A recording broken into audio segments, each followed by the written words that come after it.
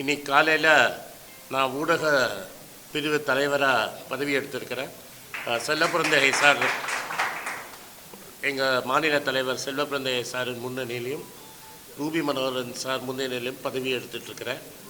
மீடியாவில் இனிமேல் யாராவது பேசணும்னு நினச்சிங்கன்னா என் ஃபோன் நம்பர் எல்லாருக்கும் இருக்கும், உங்கள் லூப்பில் ஆல்ரெடி இருக்கும். அதனால் நீங்கள் டெஃபினட்டாக என்னை கூப்பிடலாம், என்னை எப்போ வேணால் தொடர்பு கொள்ளலாம். காங்கிரஸ் சம்பந்தமாக என்ன கேள்வி கேட்கணும்னா ஆதாரபூர்வமாக நான் சொல்கிற பதில் தான் கரெக்டான பதில். ஏன்னா இன்றைக்கி ஊடகத்தில் தேவையில்லாத ரூமர்ஸ்லாம் ஸ்ப்ரெட் ஆகிட்டுருக்கு. இது மாதிரி திமுகவோட எங்களுக்கு ப்ராப்ளம்னு. எங்களுக்கும் திமுகவுக்கு எந்த ப்ராப்ளமும் கிடையாது. இப்போ ஏர்போர்ட்டில் இறங்கினோடனே எங்கள் மாநில தலைவர் சொல்கிற மாதிரி பேச்சுவார்த்தை ரொம்ப சுமூகமாக போயிட்டுருக்குது. இன்னும் ஒரு 2 நாட்களில் இன்னும் பேச்சுவார்த்தை தொடரும். அதனால் ரெண்டு தலைமையும் பேசி கூடி முடிவெடுக்கும். அதனால் இந்த கூட்டணியில் ஒன்றும் ப்ராப்ளம் இல்லை. தமிழ்நாட்டில் இந்தியா அலையன்ஸ் அமோக வெற்றி படும். புதுச்சேரியும் சேர்த்து 40ல் 40 நாங்கள் ஜெயிக்க போகிறோம். அதில் எந்த சந்தேகமும் வேண்டாம். என்னோட கடமை பாஜகவோட, பாசிச பாஜகவோட தவறான கொள்கைகள், மக்கள் விரோத பாலிசிஸை எக்ஸ்போஸ் பண்ணுறது தான் என்னோட முழு நேர வேலை. இதுதான் என்னோடய பொறுப்பு. இதை நான் இத்தனை நாளாக செஞ்சிட்ருந்தேன். இனிமேல் இது அஃபீஷியலாக காங்கிரஸ் ஹேண்டில் இதை டெஃபினட்டாக செய்வோம். உங்களுக்கு ஏதாவது கேள்வி இருந்தால் டெஃபினட்டாக நான் பதில் சொல்கிறேன்.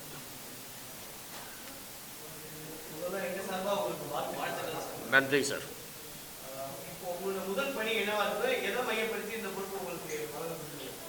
இப்போ விஷுவல் மீடியாவும் சோஷியல் மீடியாவில் காங்கிரஸ் கொள்கையையும் மல்லிகார்ஜுன் கர்கே, ராகுல் காந்தியின் கொள்கையை ஸ்ப்ரெட் பண்ணுறதுக்காக தான் என்னை இங்கே போட்டிருக்காங்க. நார்மலாக எங்களோட கன்சர்ன் நேஷ்னல் மீடியாங்கிறது கம்ப்ளீட்டாக கார்ப்பரேட்ஸால் வாங்கப்பட்டிருக்குது. தமிழ் மீடியா அப்படி இல்லை. அதனால் சரியாக இயங்க மாட்டேங்குது. மக்கள் வரைக்கும் நியூஸை கொண்டு போய் மக்கள்கிட்ட சேர்க்க மாட்டேங்கிறாங்க. அதனால் விஷுவல் தமிழ்நாட்டில் இந்த ப்ராப்ளம் எங்களுக்கு கிடையாது.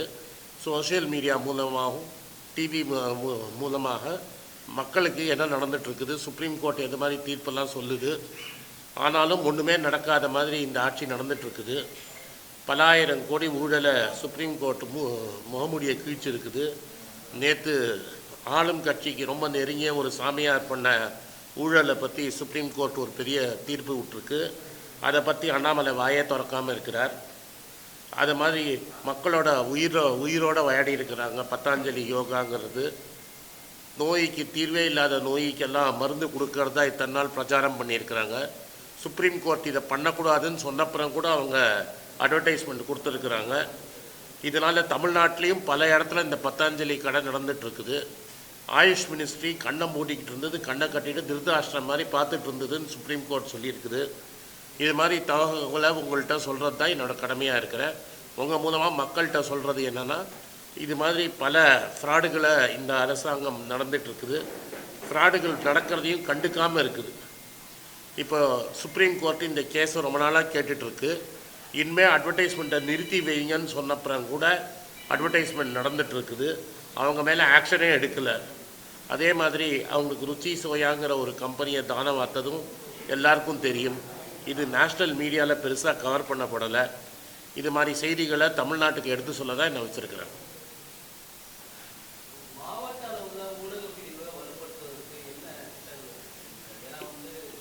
இது இப்போ தான் நான் இன்றைக்கி தான் பதவி எடுத்துருக்கிறேன்.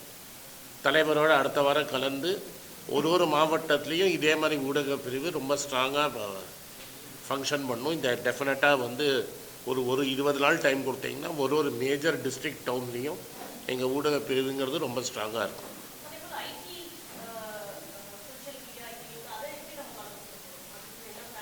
என்னோடய எக்ஸ்பர்டீஸே சோஷியல் மீடியா அண்ட் ஐடி விங்குன்னு தான் என்னை கூப்பிட்டு வந்திருக்காங்க. இங்கே இருக்கிற நண்பர்களுக்கெல்லாம் தெரியும். என்னோடய மெயின் கான்ட்ரிபியூஷன் பார்ட்டிக்கு ஃபேஸ்புக்கும் யூடியூப் மூலமாக தான் நடந்திருக்குது.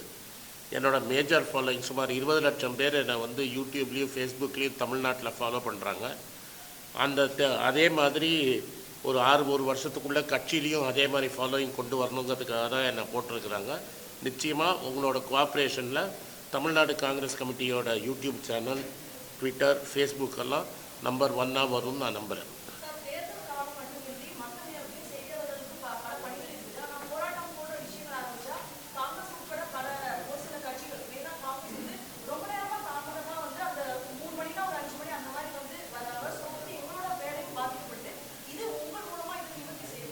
டெஃபினட்டாக நிவர்த்தி செய்யப்படும்.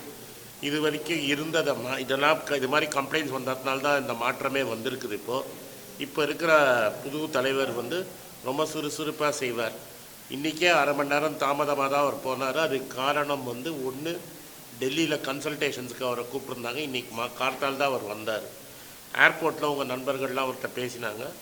இதை முன்கூடியே இன்றைக்கி நாள் ஃபிக்ஸ் பண்ணதுனால இங்கேயும் அட்டென்ட் பண்ணிவிட்டு அங்கே போகிறார். தவிர இனிமேல் இந்த மாதிரி லேட்னாலாம் இல்லாமல் நாங்கள் பார்த்துக்கிறோம்.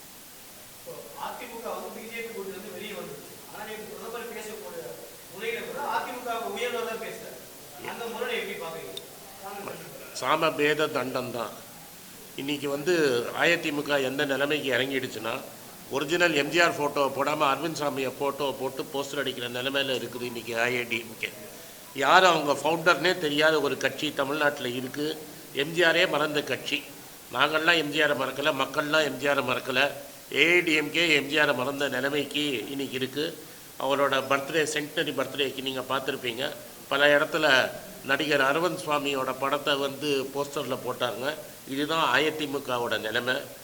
அவங்க வந்து அவங்க ஓட்டை வந்து பிஜேபிக்கு தானமாத்து கொடுத்துட்ருக்குறாங்க. எம்ஜிஆரோட கொள்கை வந்து ஒன்றே கடவுள் ஒருவனே தெய்வன். அதை வந்து ஒரு ஹிந்துத்வாவை பார்ட்டியாக மாற்றிருக்கிறாங்க. இது அவங்க ஆத்மா சாந்தி, எம்ஜிஆர் ஆத்மா நிச்சயமாக சாந்தி அடையாது. இது மாதிரி வேலைங்கள்லாம் பண்ணது. எம்ஜிஆரே மறந்த கட்சியை பற்றி நம்ம என்ன பேசுறதுக்கு இருக்குது? பாதகம் செய்பவரை கண்டால் நாம் பயங்கொள்ளலாகாது பாப்பா, மோதி மிதித்து விடு பாப்பா, அவர் முகத்தில் உமிழ்ந்து விடு பாப்பா. அண்மை செய்திகளை உடனுக்குடன் தெரிந்து கொள்ள இணைந்திருங்கள் இயம்நாடு தொலைக்காட்சியுடன்.